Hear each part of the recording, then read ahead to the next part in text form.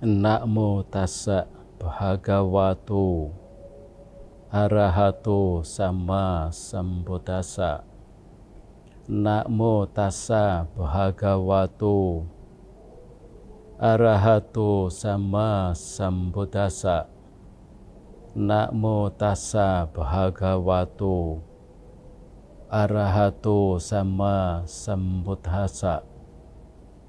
Sabba disa anuparigama cetasa newajaga piyataramatana kaci ewang biyo putu atha paresang tasma na hingse parang atha kamo te. Samyutta Nikaya 175. Bila kita mengarungi dunia dengan pikiran, maka kita akan menemukan bahwa diri sendirilah yang paling dicintai, karena tidak ada siapapun yang dicintai oleh seseorang selain dirinya sendiri. Maka perhatikan dan hormatilah orang lain seperti kamu mencintai dirimu sendiri. Saudara-saudara sedhamma, segenap umat Buddha yang berbahagia dimanapun saudara berada di tanah air tercinta.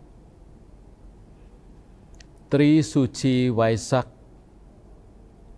mengingatkan 3 peristiwa suci dalam sejarah kehidupan Guru Agung Buddha Gautama, terjadi tepat pada hari Purnama Raya di bulan Waisak dengan tahun yang berbeda. Ketiga peristiwa itu adalah kelahiran, pencapaian pencerahan sempurna, dan kemangkatan akhir. Pangeran Siddhartha, calon Buddha, lahir di Taman Lumbini, Kapilawatu, India Utara, Nepal pada tahun 623 sebelum Masehi.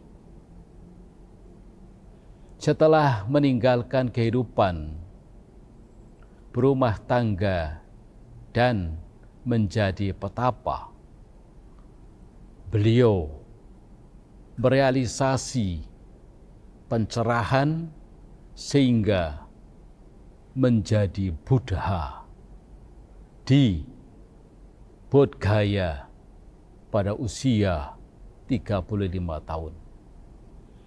Sang Buddha mencapai Mahaparinibbana, kemangkatan akhir pada usia 80 tahun. Perayaan Trisuci Waisak 2568 tahun Buddhis diperingati pada tanggal 23 Mei 2024.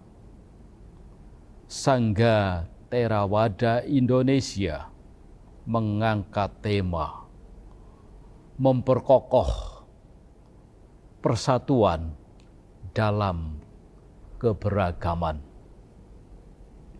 dengan harapan besar menghimbau umat Buddha agar memaknai momen Waisak dengan refleksi pada Dhamma untuk menumbuh kembangkan kesadaran kolektif dan kewajiban moral etika agar dapat memperkokoh persatuan dalam kehidupan bermasyarakat.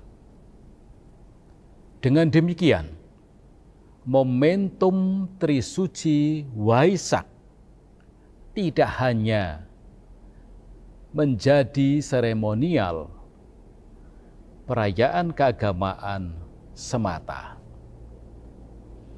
Kesadaran kolektif akan keberagaman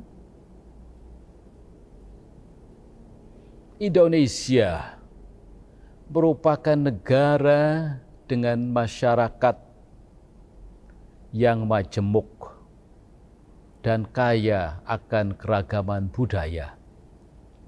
Hal itu dapat terlihat dari keanekaragaman ras, suku, adat istiadat, dan agama yang ada.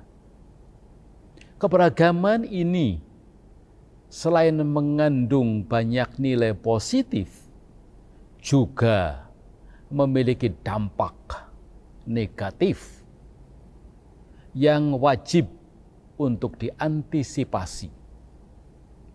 Konflik sosial atau perpecahan sosial sebagai satu contoh dapat terjadi sewaktu-waktu. Oleh karena itu, nilai-nilai yang menuntun pada kesadaran kolektif akan keberagaman amat diperlukan. Di Indonesia sendiri, landasan persatuan itu telah dijelaskan dengan sempurna lewat semboyan Bhinneka Tunggal Ika, merupakan warisan nenek moyang yang sedemikian luhur. Persatuan dalam perbedaan hendaknya diterapkan demi keharmonisan. Umat Buddha sebagai bagian dari heterogenitas bangsa Indonesia patut untuk menciptakan keharmonisan dengan berpedoman pada Dhamma, ajaran Buddha. Keberagaman merupakan suatu kewajaran dalam kehidupan bermasyarakat, karena masing-masing orang memiliki tanggung jawab, perilaku atau karma yang berbeda satu sama lain. Masing-masing orang mewarisi hasil perilakunya sendiri, sehingga sudah pasti akan terjadi perbedaan dan keberagaman banyak hal dalam kehidupan ini. Meskipun berbagai perbedaan, tetapi masing-masing orang mendambakan kehidupan yang nyaman dan tentram. Penerimaan kewajaran itulah merupakan bentuk dari kesadaran kolektif atas keberagaman. Sebaliknya, ketidakharmonisan dalam masyarakat disebabkan oleh faktor, bahkan banyak faktor. Salah satu faktor itu adalah ketertutupan pandangan atau keterbatasan pengertian terhadap hal yang berbeda, bahkan menimbulkan keegoisan yang tinggi. Keegoisan itu menutup munculnya kesadaran kolektif akan keberagaman. teladan cara hidup yang penuh toleransi dalam memandang perbedaan itu sebagai kewajaran telah ditunjukkan oleh Sang Buddha sendiri yang terekam dalam satu khotbah beliau yang amat populer bernama Upali Sutta. Ketika Sang Buddha akhirnya menerima permohonan berulang dari pemuda Upali untuk menjadi siswanya, beliau menginstruksikan, meminta Upali untuk tetap menghormati serta menyokong guru pertamanya. Khotbah ini juga merepresentasikan bagaimana pentingnya sikap toleransi dan saling menghormati dalam perbedaan. Saudara-saudara, kewajiban moral membangun persatuan adalah kewajiban kita bersama. Seorang pemimpin memiliki pengaruh yang signifikan dalam upaya menciptakan keharmonisan dan mencegah terjadinya perselisihan. Demikian juga peranan agama yang sedemikian sentral dalam berbagai sektor kehidupan manusia. Apa yang Sang Buddha ajarkan itu selaras dengan apa yang beliau praktekkan. Dan seterusnya. Karakteristik ideal pemimpin dimiliki oleh Sang Buddha. Beliau sempurna dalam contoh perilaku baik, behavior. Di samping beliau cakap dalam gagasan, mind, dan keterampilan skill beliau dalam segala kebajikannya. Sebagai pemimpin dan Widya Iswara, Sang Buddha mengajarkan prinsip Dhamma dengan tujuan mewujudkan kehidupan yang tertib serta kedamaian bagi dunia. Pada suatu kesempatan, beliau memberikan khotbah penting berkenaan tentang dua pokok Dhamma pelindung dunia. Keduanya ialah hiri dan otapa, yang artinya malu berbuat segala bentuk kejahatan dan takut akan akibat buruk dari kejahatan. Itu ada di dalam Anguttara Nikaya 2, bagian ke-7.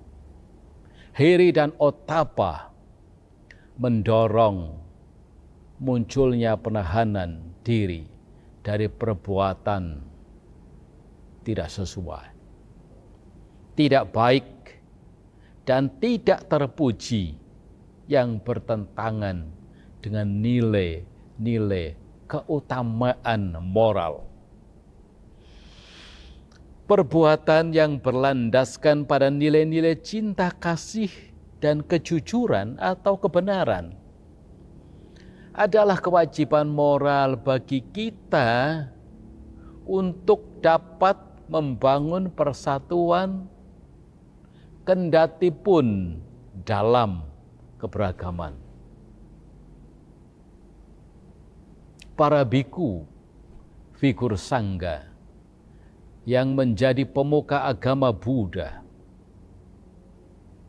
berkewajiban untuk memberikan pemahaman sebagaimana yang dimandatkan oleh Guru Agung Buddha dalam Sigalo Wada Sutta. Kewajiban biku antara lain mendorong umat berumah tangga untuk senantiasa melakukan perbuatan baik, kalyane niwe senti, dan mencegah mereka dari segala tindak kejahatan, papa niwa renti. Perbuatan baik yang dijalankan dengan kesungguhan hati akan menciptakan persatuan masyarakat. Marilah kita membangun bangsa dengan memperkokoh persatuan, dilandasi kesadaran kolektif akan keberagaman dan kewajiban moral, etika, agar perpecahan ataupun pertikaian dapat dihindari dalam kehidupan masyarakat, bangsa, dan negara. Bagi umat Buddha sekalian, marilah kita semakin meneguhkan keyakinan terhadap Tiratana, mustika Buddha, Dhamma, dan Sangha. Trisuci Waisak hendaknya menjadi momentum bagi umat Buddha untuk mengembangkan kesadaran kolektif dan penerapan kewajiban moral demi tercapainya persatuan yang kokoh dan juga menciptakan kehidupan masyarakat yang tentram. Semoga Tuhan Yang Maha Esa, Tiratana, selalu melindungi. Selamat Trisuci Waisak 2568 tahun Buddhis 2024. Semoga semua makhluk hidup berbahagia.